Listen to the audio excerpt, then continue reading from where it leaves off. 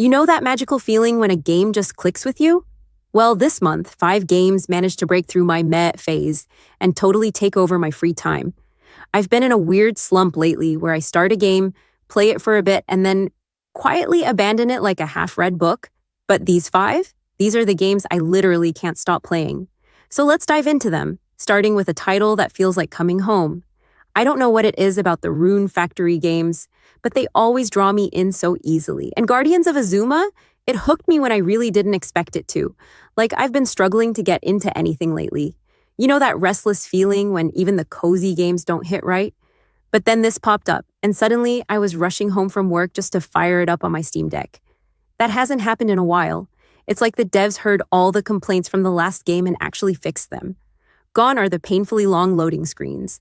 No more saving your game only in your bed, which used to be inside a building that took forever to load into. Ugh. Now, open houses. Yeah, it's kind of weird to just walk into people's homes with no doors or loading zones, but honestly, worth it if it means I don't have to stare at another loading screen. Combat still feels a little clunky. There's only a sprint button, no real dodge mechanic, and it doesn't quite give you that satisfying flow you'd want in fights. But what makes up for it is the new village management system. You can build stuff, customize your area, and there's this added layer of strategy that I actually really enjoy. And of course, the real reason I fell in love with Rune Factory in the first place, the characters. The protagonist this time actually has a bit of charm, which was a nice surprise, and the rest of the cast, super endearing. It's giving Rune Factory 4 levels of attachment, and I love that.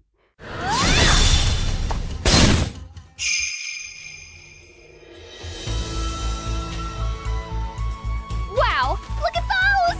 Aren't they the cutest accessories you've ever seen? All right, next up is Kitchen Sink, Aloha. And if you've ever played Pixel Cafe, you'll understand why I latched onto this one so fast.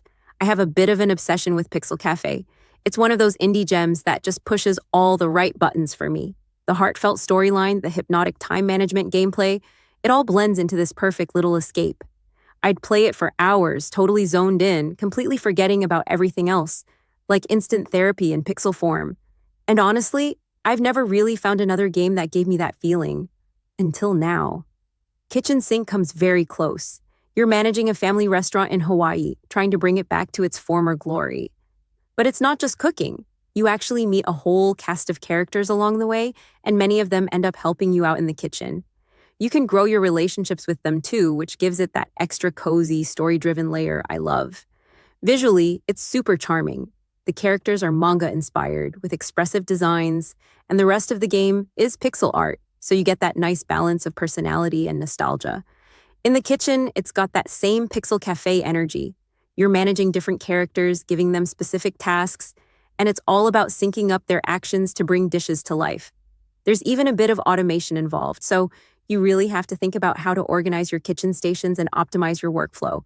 And that kind of strategic tinkering, total catnip for my brain. It puts me right back into that deliciously focused trance that made Pixel Cafe so addictive. So yeah, no surprise I got obsessed with this one too.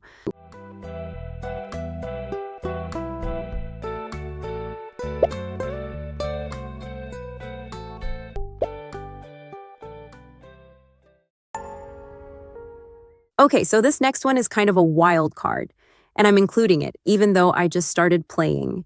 Date Everything is easily one of the most original dating sims I've seen in a while.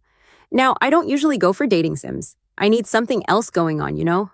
That's why I love games like Rune Factory and Kitchen Sink. They have dating elements, sure, but they're wrapped up in farming or cooking or managing a town. The romance is like the cherry on top. So when I do play a dating sim, it has to be weird. Also, hey, shameless plug, check out my Weird Dating Sims video. It's in the description. Date Everything definitely delivers on the weird. You play as a remote worker who gets a mysterious pair of glasses that lets you see appliances and furniture around your house as dateable characters. Suddenly, your curtains have opinions, your bed wants to cuddle, and you're navigating this bizarre rom-com fever dream inside your own home. I love it. The characters are super creative and genuinely funny, and I'll be honest, ever since I started playing, I haven't looked at my coffee machine the same way. Now, the only downside for me It's in first person, and I get horrible motion sickness from some games. Like 10 minutes in, and I was ready to lie down in a dark room. But my wonderful boyfriend came to the rescue and offered to play while I chose the characters and picked the responses. So now it's basically a two-player dating sim. Hey! Did you see that dude?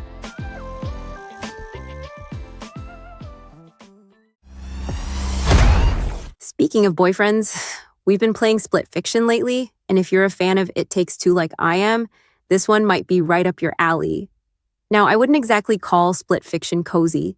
It's action-packed, fast-paced, and definitely requires a level of coordination and platforming skill that I do not possess. But with the right person, it somehow turns into this chaotic bonding ritual. Our Sunday afternoons have never been more dramatic and hilarious. My boyfriend basically spends like 80% of the time watching me fall into the void at the exact same spot for 30 consecutive tries. That's just part of the experience now. It's chaotic, it's hilarious, and it's brought us so many "we're definitely not yelling, we're bonding" moments. So far, I'm loving the story. The characters are super likable, and while I think It Takes Two had a cozier vibe overall, with more variety in the environments, Split Fiction still does a great job of keeping things engaging. There really aren't enough well-made co-op games out there, especially ones that feel this polished. So even if it's more intense than my usual go-to games, I'm enjoying every bit of it. And in order to save them, they have to escape back to reality through the very worlds that they created. Hands above your heads. But the thing is, they're strangers. Out here. All right, the next game is Cast and Chill, and the title kind of says it all. This one just came out recently, and honestly, there's not a ton to explain. It's super straightforward. You fish, you sell what you catch, and you upgrade your equipment so you can fish better. That's it. But don't let the simplicity fool you, because this game got me. First of all, you're accompanied by a very cute dog, which is always a win in my book. But what really hooked me, pun fully intended, is the art style. It's just stunning. The whole thing has this nostalgic, storybook meets pixel art look. And the scenery is so peaceful, it makes me want to pack it all up and go live the quiet life as a Canadian fisherman. Seriously, the gameplay loop is super chill, probably one of the lowest pressure games I've ever played, but it's not boring. You ease into it so naturally, and before you know it, you're just vibing. Catching fish, soaking up the views, upgrading your rod. It's the kind of game that makes time melt in the nicest way. I play it a lot while I'm watching Netflix, because let's be real, I never do just one thing at a time, and it's perfect for that. Low-key, relaxing, and pretty enough to keep glancing back at between episodes of whatever K-drama I'm currently binging. Or the stories you tell after.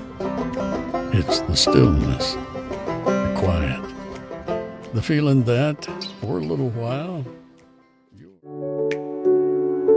Well, that's it for now. If you like the video, remember to subscribe to the channel, and I'll see you next time. Thank you.